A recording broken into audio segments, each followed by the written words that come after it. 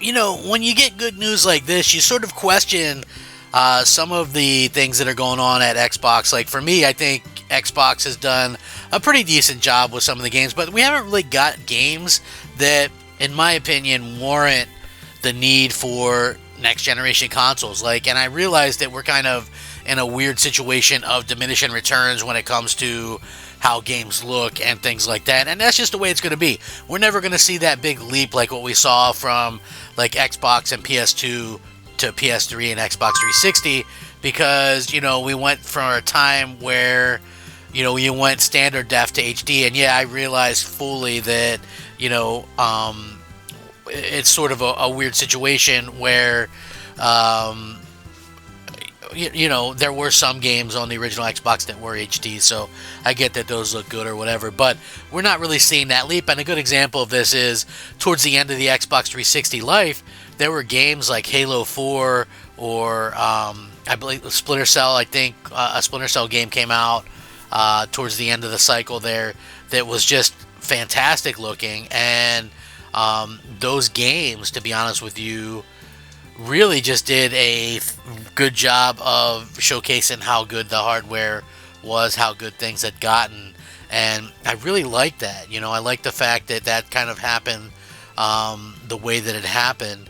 And what's interesting, in my opinion, is that since that particular point in time, like Xbox One and PS4 had decent looking graphics and stuff. There were some games that looked really good, but so far this generation, we've seen some really good looking games, but we haven't seen games that really look like just amazing, and that's unfortunate because there's a lot of great games out there that probably could have benefited from something like that. So again, for me, I'm looking at stuff and I'm saying, oh, okay, so we're finally starting to see a good piece of evidence that we made the right choice in upgrading our consoles or whatever. But I want to get into this. I'm sure you guys want to hear what I want to say. What's up? I'm Crap Gamer. This is Crap Gamer Reviews, back with another video. Thank you so much for checking it out. I certainly appreciate it. You guys are amazing. Thank you for watching the videos. If you do watch the videos, please leave a like on the videos, as that's a super important part of doing the videos in general. It's like people don't understand how important that is, but it really is. It really helps out the channel, and means a lot that you guys like the videos. I do daily gaming content, if you didn't know. At least one video a day, sometimes two, but at least one. And I try to search for some cool things to talk about and try to be as informative as I possibly can, without being too over the top or whatever like that. I just want to have a good time talking video games. So anyway, when it comes to this, a lot of people were wondering, obviously Indiana Jones has been kind of a hit for Microsoft, and in terms of critical hit, right? That's just the fact of the matter of kind of what's happening, lately. So in my opinion, we have to live in this kind of world where, Microsoft is having a situation where it's a little bit of diminishing returns on the Xbox, but they're actually comparing Indiana Jones on the Series X and S. And the problem that I've been finding with Xbox games is they haven't been releasing in the most ready states. And what I mean by that is, you look at Starfield, which I like Starfield a lot, but that game didn't release in a ready state. They're like, oh, we're going to release it at 30 frames and blah, blah, blah. And they could have released that at 60. It's like people don't understand how these things go. But yeah, they could have definitely released that at 60 frames, given all the updates where it's at right now. Sure. And same thing with like Redfall. Redfall's a bad game, but you also release it at 30 frames. Yeah. That's like double slap in the face. There's other instances like Flight Simulator recently had a terrible launch. Forza Motorsport had a pretty bad launch. There's just different games that had really bad launches. But now Indiana Jones and the Great Circle is officially out. it's getting really good reviews. But if you wanted to know how it looks and runs on the S, there is some comparisons and things like that. I'm going to link this so you can check it out.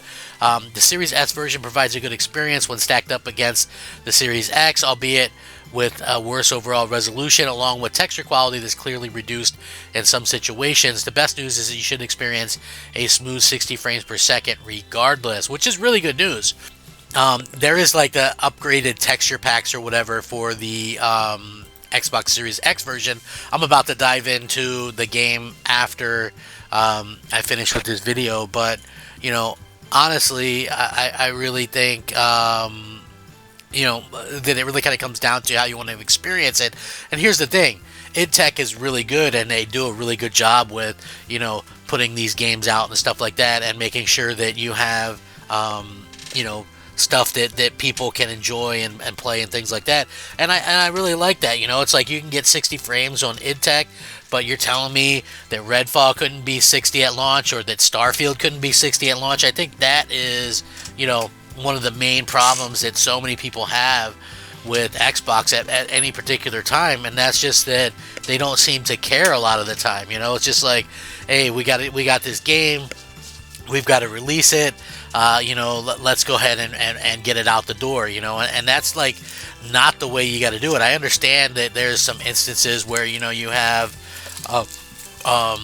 you have a situation where gamers have certain things that they're expecting or whatever, but at the same time, all of us are kind of looking at this and going, this is really kind of shitty the way that they've handled this, not having games there that everybody can kind of enjoy and play the way that they should be right from the start, especially when you look at what PlayStation has been able to do.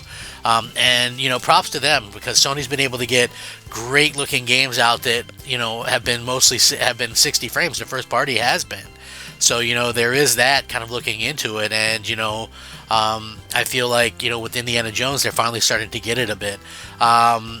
Here, the video that I'm going to be showing you and linking has 12 minutes worth of comparison footage, a range of cutscenes and gameplay scenarios. I'm sure that Digital Foundry is going to touch on this as well, but yeah, I mean, look, you get what you get with the Series S. I just like the fact that they're taking full advantage of it, and that people are going to be able to enjoy this thing, enjoy the game, and if they got it right, that means that there's a lot of other developers that can get it right as well. And that's like something that I kind of wanted to point out, is like, we live in this world where developers get a free pass or whatever, or we see increasingly worse and worse developers. I think we all just want to see a situation where developers are getting it right instead of getting it wrong all the time. That's the way I look at it anyway. Like, I do think that there's a lot kind of going on in general when it comes to gaming, but I also feel like developers, they owe it to the fans, they owe it to people who spent money on this stuff, whether you're buying it through Game Pass or playing it through Game Pass. I think we pretty much all deserve the best experience possible, and it's like, if Microsoft's first party studios aren't capable of doing that, then who is? You know what I mean? I've mentioned this quite a few times before. It's like, when you look at these things, it's like, for me, I'm kind of looking at this and I'm going, okay, well, here's as stuff falls on me. That happens a lot. Kind of cluttered or whatever. But anyway, when you're kind of looking at this in that kind of direction, in that kind of way, I would love for Microsoft to be in a better situation to be able to have like games that perform great right from the start, so that we don't have to sit there and go, oh man, they really dropped the ball with that, or whatever the case may be, you know what I'm saying? So that's how I kind of look at things. I think that probably a lot of you look at things exactly the way like I do, in that you want to see the best possible versions of the games on Xbox. Like, that should be a given. The fact that that's not a given is kind of a problem in my opinion.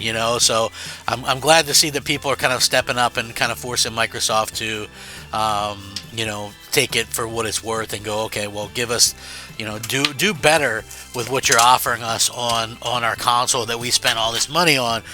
Great, we realize PC you know, you can spend a bajillion dollars on it, and so that's cool and all, but you know, you should be able to get these games and stuff running great on your own hardware and not 6 months later through a patch. And I think that's probably where a lot of us are at with this particular bit of good news. So glad to see that it's running great.